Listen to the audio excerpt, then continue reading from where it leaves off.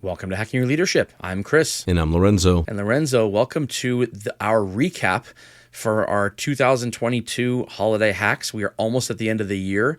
And for the last 10 episodes, we've been discussing qualities of a successful leader as presented by Southern New Hampshire University.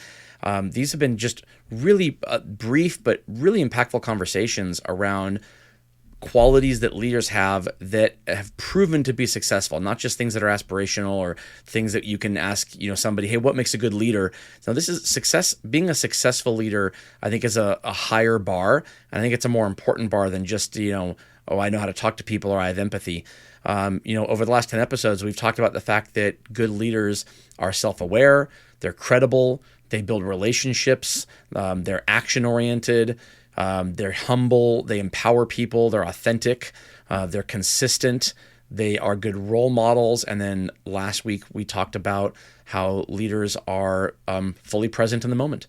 And so I want to kind of do a recap of these because I think a lot of them kind of have some overlap, but they're all incredibly important if you want to be a successful leader. And sometimes they can be at odds with each other too. Yeah, no, I thought it was a really, really good series. And I know we got a lot of good feedback from our listeners and, some good points to kind of call out. And I think it's so important that we continue to revisit what are we saying are things that successful leaders or great leaders are sharing as to their approach to the work? What are they doing? What are they not doing? What's evolving? What's changing? When it comes to leadership, it's an ongoing evolution. But there are definitely some foundational things and some pillars of leadership that I don't know that they will ever change. When you start to think about the big rocks like building trust and integrity, in communication, in how people feel. Like there's so many things in there that I think are over time have shown how great leaders have found success. But I think in the conversation, when we constantly talk about these things, they may show up differently today than they did, 2 years ago, 5 years ago, 10 years ago, 20 years ago.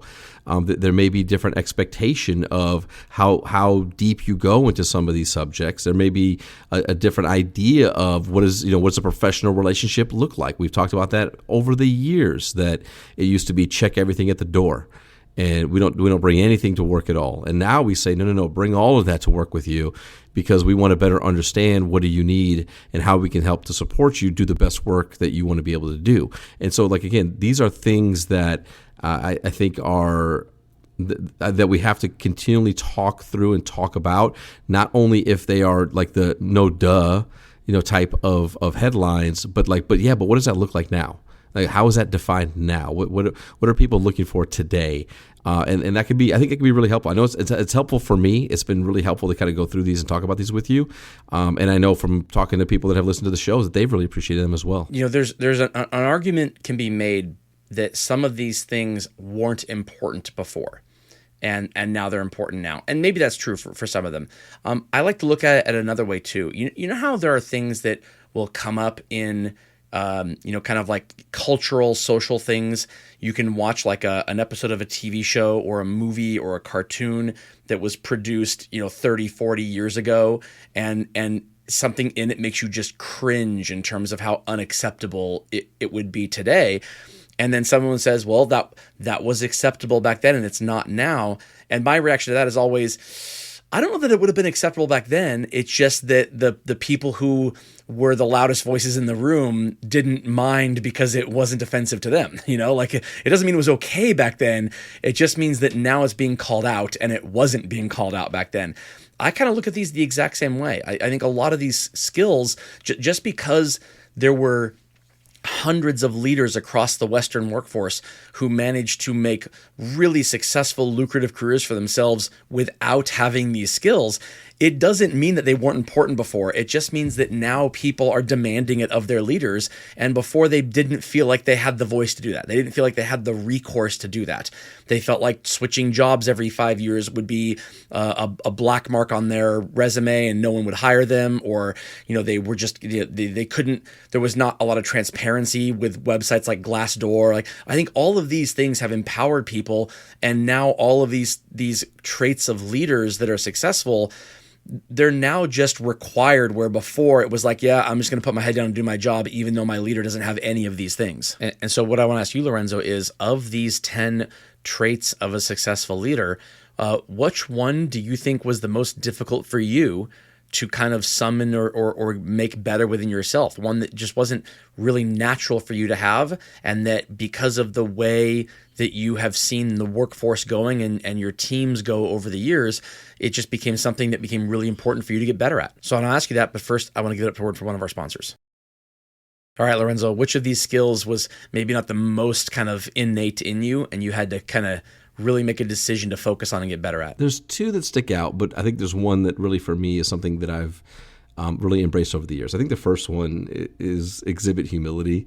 Not that I am not, that I can't be humble on certain things, but I think for so long, and especially where I grew up in leadership in a place like consumer electronics, like you really had to put to work your ego. You really had to show up and have this kind of confidence. There was a lot of the idea of like fake it till you make it and act like you should be at the table or the room already. And so for some of that, I ran into some hurdles early on where I had to realize that, it's just something that the more that I share about what I'm learning or what I don't know, the more I was helping to build trust versus the idea that if I pretend like I know everything or that everything that I did was intentional or on purpose, how that was eroding trust with the team.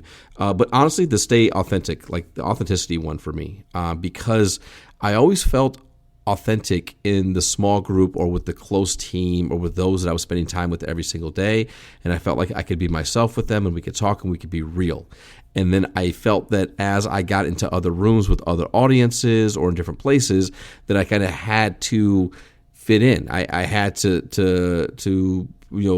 talk in a way that was very polished. I had to be, I had to stand up in the room and say the thing that I think everybody wanted to hear versus say the thing that I really felt or that I wanted to share. Oh yeah. And over the years, I've really realized the value of truly being authentic. And I'm okay now, like, if you took offense to something that I said, not because I'm trying to offend you, but because maybe I had a lot of candor or I was very transparent or whatever the case is, I will take the feedback.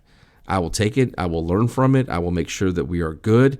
And I think in the years past, I would have just not said the thing, or I would have made sure not to push back too hard, or I would have said like, well, now's not the time to be the person who disagrees, right? Because everybody else is agreeing. And now I'm like, no. Like I'm not disagreeing for the sake of disagreeing.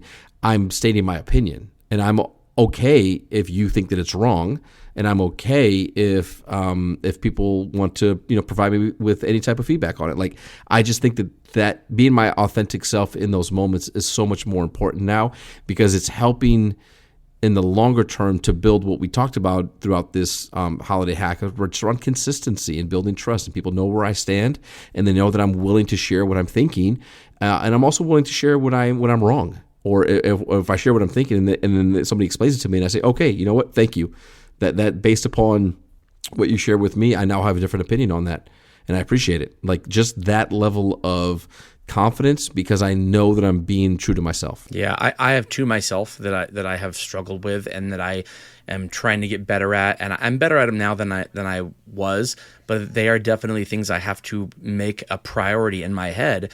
And those two for me are the ones around being present in the moment and having a kind of being action oriented. But just a little bit differently than how the article states it. The article states that good leaders don't freeze in the moment. They have a bias for that action and to be action oriented. And I would say in the past I've taken that to like too far, where I have such a bias for being action oriented. Then oftentimes I will act when I shouldn't be acting. Oftentimes I will act when it should be my people who should be doing the acting on my behalf. Oftentimes I will jump in when I hear something about what needs to be done without stopping to say, what would you do in the situation? It's like I hear someone come to me with a question and I immediately interpret it as saying, oh, they want me to solve this for them. And instead I take it upon myself to actually do that, as opposed to making it a learning moment. I've had to really focus on dialing that back in and using each moment as a teachable moment, unless it's like an immediate urgent fire that has to be put out that only I can put out. And then the most important one in terms of what I've had to focus on is just being present in the moment, is making sure that even though I know that sometimes I can do multiple things at once, that it's important for me to not try to do multiple things at once, because I want my people to see me as being present for them in that moment, because they don't need me for the next 3 hours. They need me for 3 minutes sometimes. And if I can't give that to them, then what does that say about me as a leader if I can't be present for that 3 minutes? And that's the thing that I think I probably struggle with the most. Yep, absolutely, man. I agree, and I think it's more work for us to do for ourselves and for our leadership in 2023. So thank you all for listening. This is Hacking Your Leadership. I'm Lorenzo. And I'm Chris. And we'll talk to you all next time.